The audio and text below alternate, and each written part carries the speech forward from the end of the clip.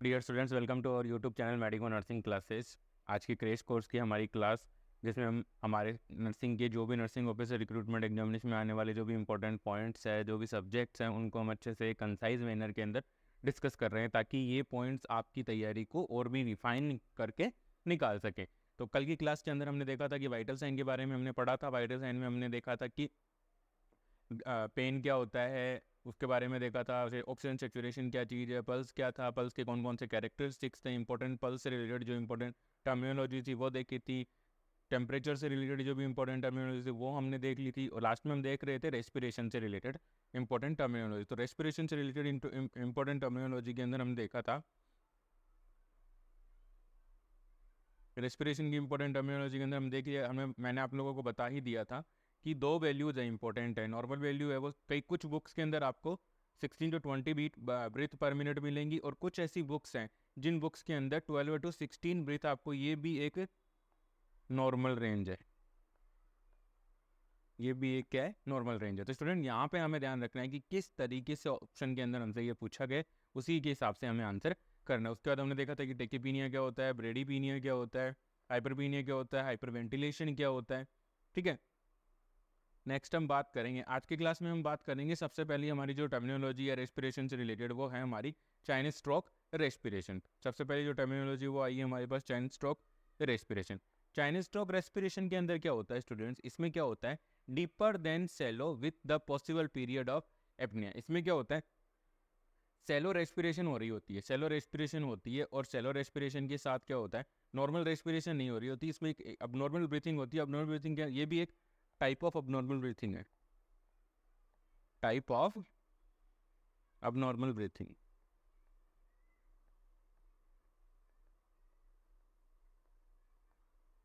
Abnormal breathing,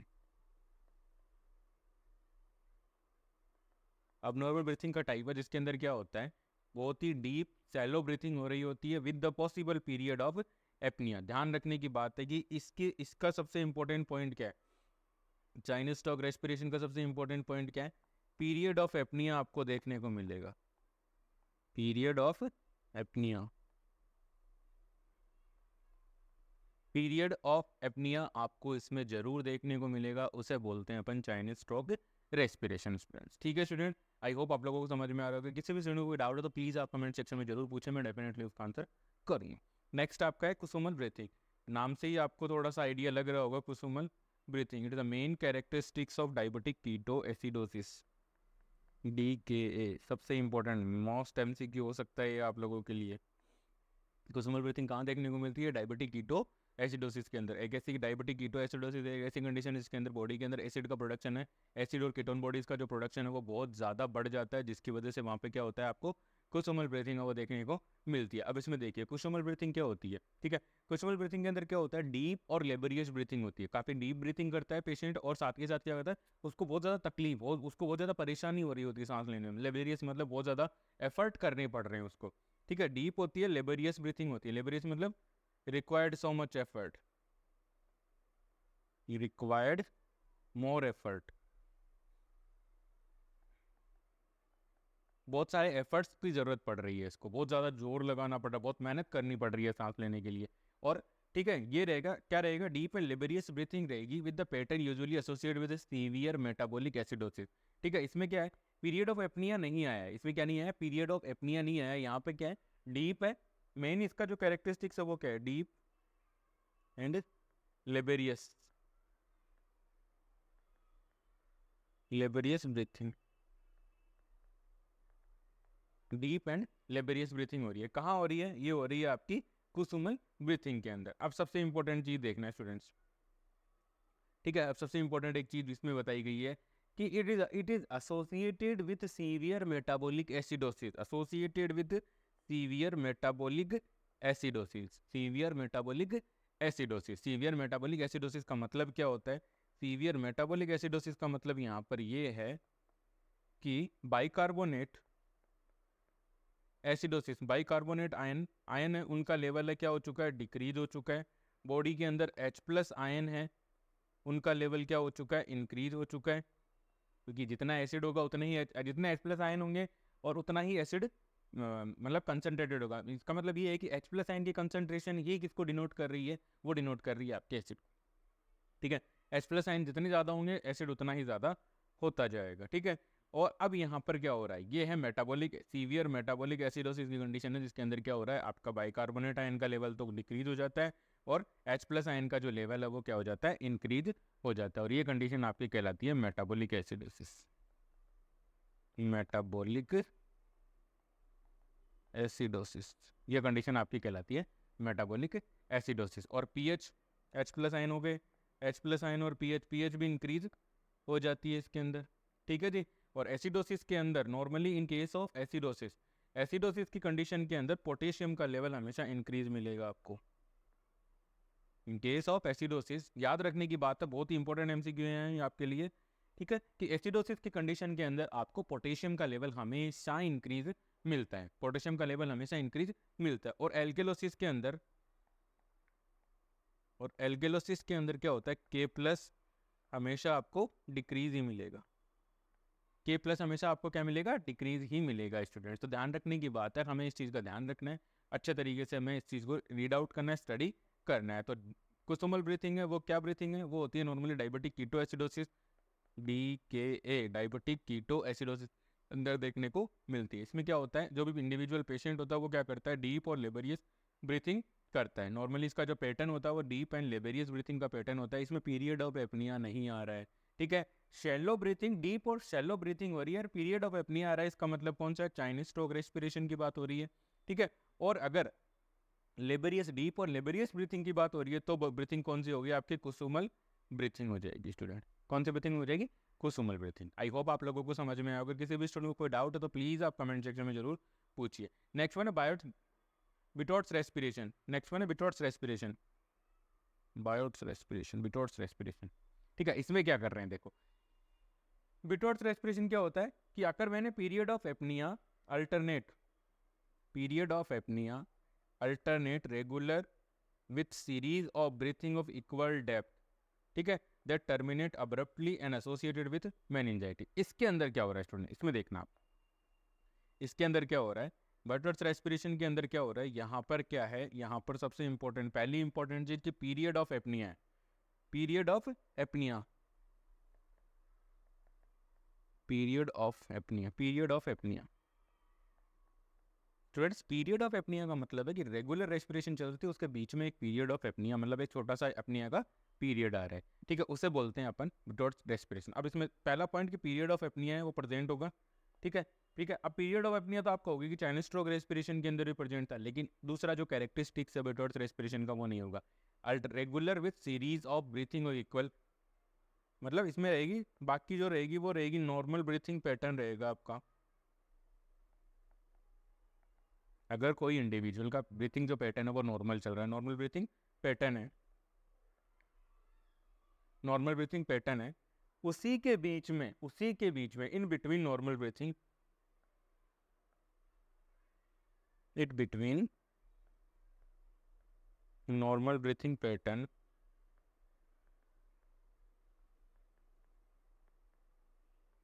in between normal breathing pattern, अगर period of apnoea आपको देखने को मिलता है, अगर period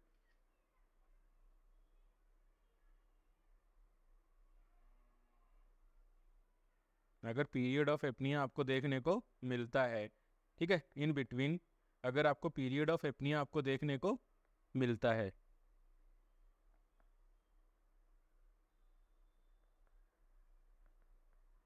period of apnoea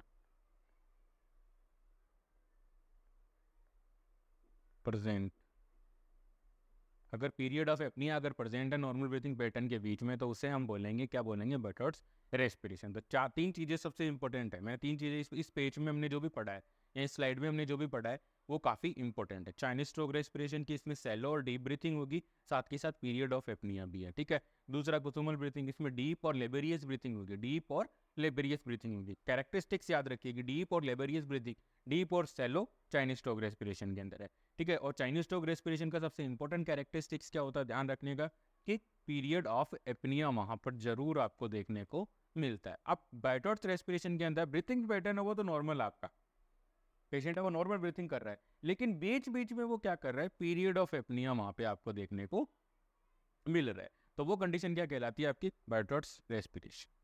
I hope आप लोगों को समझ में आया होगा। नेक्स्ट हम पढ़ते हैं ब्लड प्रेशर के बारे में। नेक्स्ट हमारा पॉइंट है ब्लड प्रेशर। तो ब्लड प्रेशर की अगर हम बात करें, ब्लड प्रेशर होता क्या है, ब्लड प्रेशर होता क्या है, ये एक सवाल, इंपॉर्टेंट सवाल है मन, ठीक है। ब्लड प्रेशर क्या होता है, blood pressure is a pressure exerted sorry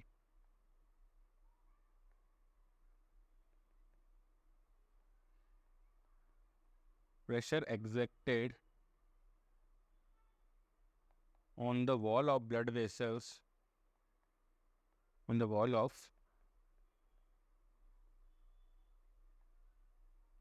of blood vessels by the blood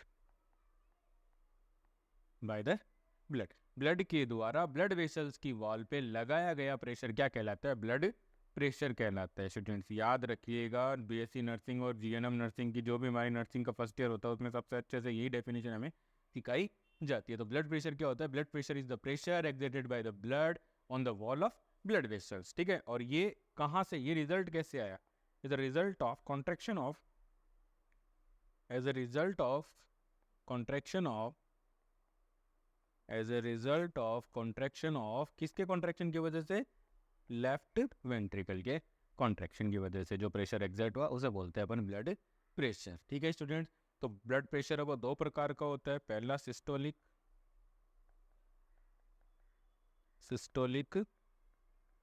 blood pressure. Systolic blood pressure वो ब्लड प्रेशर है जो लेफ्ट वेंट्रिकल के कॉन्ट्रैक्शन के टाइम पे, pressure at the time of contraction, कौन सा है ये हमारा, pressure at the time of, pressure at the time of left ventricle contraction, left ventricle के कॉन्ट्रैक्शन के टाइम में जो ब्लड वेसल्स की वॉल पे जो प्रेशर लग रहा है उस प्रेशर को हम क्या कहेंगे, सिस्टोलिक ब्लड प्रेशर। क्या कहेंगे स्टूडेंट, सिस्टोलिक ब्लड प्रेशर, इसे बोलेंगे अपन सिस्टोलिक ब्लड प्रेशर, उसे हम बोलते हैं systolic blood pressure, systolic blood pressure, ठीक है। और जो सिस्टोलिक ब्लड प्रेशर है वो कितना होता है, नॉर्मली 110 से लेकर के 130 mm ऑफ Hg तक होता है। अगर एक एवरेज बात करूं तो 120 mm ऑफ Hg आपको देखने को मिलता है। तो ये हो गई आपकी रेंज वैल्यू, ये होगी आपकी एग्जैक्ट वैल्यू, ठीक है। ये बुक्स टू बुक्स डिफर कर सकती हैं, ठीक है। नेक्स्ट जो दूसरा प्रेशर होता है, ब्लड प्रेशर दो प्रकार का बताया मैंने, जो दूसरा प्रेशर होता है वो होता है आपका डायस्टोलिक ब्लड प्रेशर। कौन सा होता है, डायस्टोलिक ब्लड प्रेशर, वो होता है आपका diastolic blood pressure. Diastolic blood pressure क्या होता है, pressure at the time of relaxation of heart या ventricle, pressure at the time of, at the time of,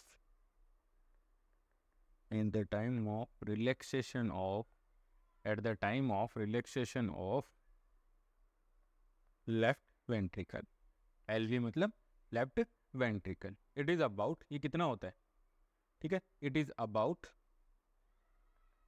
70 to 90 mm of Hg, exact value की बात करोगे तो 80 mm of Hg is the exact value for this, ठीक है student. तो मैंने अभी आपको बता दिया दो चीज़ें, पहला मैंने बताया आपको सिस्टोलिक ब्लड प्रेशर, दूसरा मैंने बताया आपको diastolic blood pressure. Systolic blood pressure बताया है एक तो मैंने, दूसरा बताया मैंने आपको डायस्टोलिक ब्लड प्रेशर। तो ये दो प्रेशर मैंने आपको समझा दी। अब एक और टर्मिनोलॉजी आती है, एक आता है पल्स प्रेशर, एक टर्मिनोलॉजी आती है पल्स प्रेशर, टर्मिनोलॉजी आती है आपकी पल्स प्रेशर। पल्स प्रेशर क्या होता है, pulse pressure is about systolic minus diastolic blood pressure. Important point, pulse pressure क्या होता है, systolic minus diastolic blood pressure. Important point, pulse pressure क्या होता है, systolic minus diastolic blood pressure. Important point, pulse pressure क्या होता है, systolic systolic blood pressure minus diastolic blood pressure, systolic blood pressure minus diastolic blood pressure.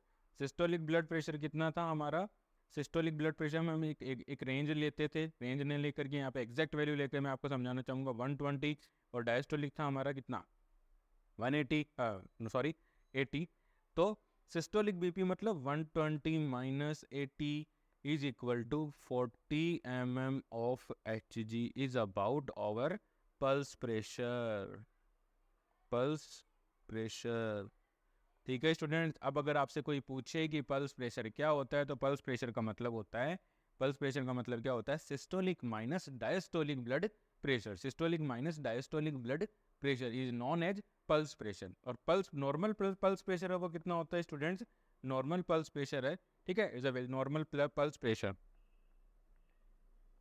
Normal pulse pressure, normal pulse pressure is the 40 mm of Hg, 40 mm of Hg है, ये ध्यान रखने की बात है, 40 mm ऑफ Hg हमारा normal pulse pressure होता है। ठीक है स्टूडेंट, इस चीज़ को हमें ध्यान रखना है। एक टर्मिनोलॉजी इसके अंदर भी दी गई है, ठीक है, देखो इसमें जो टर्मिनोलॉजी दी उसके बारे में बात करते हैं।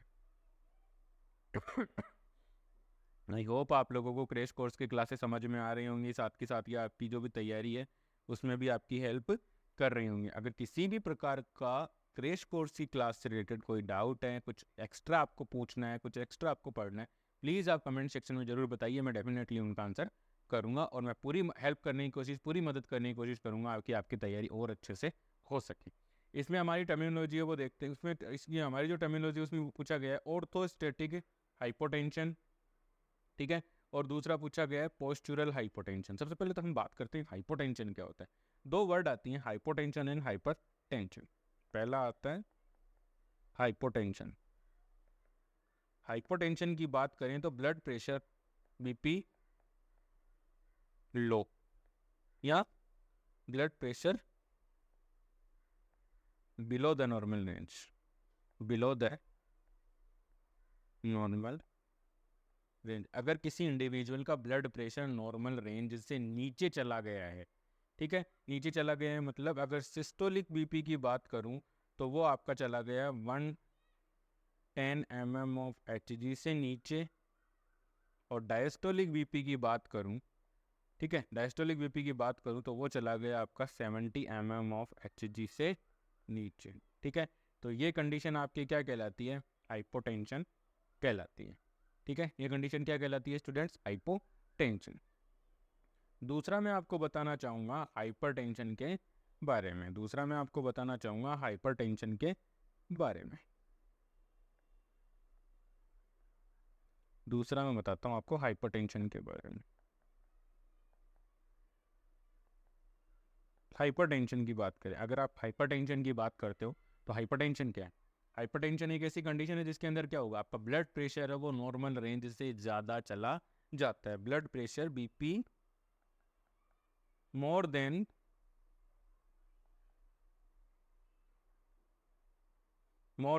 Normal range.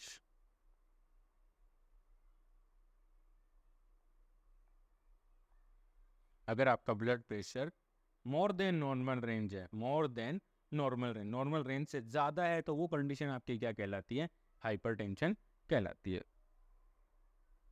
ठीक है। यहाँ हम बात करते हैं systolic blood pressure. Systolic blood pressure कितना हाई होगा तब जाकर के उसको हाइपरटेंशन करेंगे, वो होगा आपका 130 mm ऑफ Hg से ज़्यादा, 130 mm ऑफ Hg से ज़्यादा अगर आपका बीपी हो रहा है तो वो कंडीशन क्या कहलाती है स्टूडेंट्स, 130 mm ऑफ Hg से ज़्यादा हो रहा है तो वो कंडीशन क्या कहलाती है आपका हाइपर टेंशन, क्या कहलाएगी, हाइपर टेंशन। मतलब 130 तक तो नॉर्मल कंडीशन की, नॉर्मल रेंज के अंदर हम काउंट करेंगे, क्योंकि 110 से लेके 130 तक हमने एक नॉर्मल रेंज बनाई है। अगर नॉर्मल रेंज से ऊपर जा रहा है, 130 के ऊपर जा रहा है, तो वहाँ से हाइपरटेंशन की कैटेगरीज है वो शुरू हो जाती है, mild, moderate, severe, very severe, ठीक है, ये हाइपरटेंशन की कैटेगरीज है वो शुरू हो जाती हैं।